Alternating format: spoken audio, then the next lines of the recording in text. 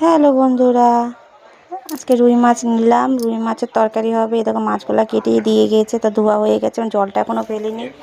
এটা জল রয়েছে আর আমার তেলটা তেতে যাচ্ছে। তা গাছ থেকে এখন পেঁপে পাততে যাবো, পেঁপে দিয়ে মাছের ঝোল হবে। দেখো এখন পেঁপে পাততে যাচ্ছি। আমাদের ভাত হয়ে গেছে এখন।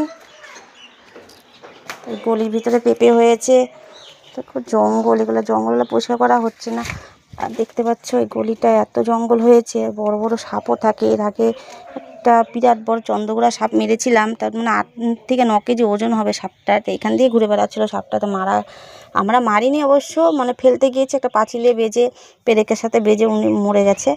আর এই দেখো আমি আসছিলাম পেঁপে পাততে, মাছ দিয়ে করবো বলে। দেখো পেঁপে, তো চলো আমি পেঁপেটা পেরে নিচ্ছি। পেঁপে পেরে নিচ্ছি, এবং মাছ দিয়ে বানিয়ে নেবো পেঁপেটা। গাছের পেঁপে, পেঁপে দিয়ে মাছের ঝোল হেভি লাগে খেতে। হালকা জিরে ভাজা দিয়ে, আমরা জিরে ভাজা দিয়ে নামানোর আগ দিয়ে তরকারি দিই। দেখো মাছগুলো এখন করে নিচ্ছি। পেঁপেটা এখন থাক, পেঁপেটা কষটা পড়ুক। ছোটোই হয়ে গেল পেঁপেটা পাড়া। আর মা তরকারিটা কেটে ফেলেছে অর্ধেক পেঁপে, এখানে পেঁয়াজ রসুন, এখানে আলু কেটে রেখেছে। তো বিছনার মধ্যে মাকে তরকারি কাটতে দিয়েছি, যেহেতু মা নিচে বসতে পাবে না এখন। তো আমাদের এখানে কাদা ফাদা হয়ে রয়েছে।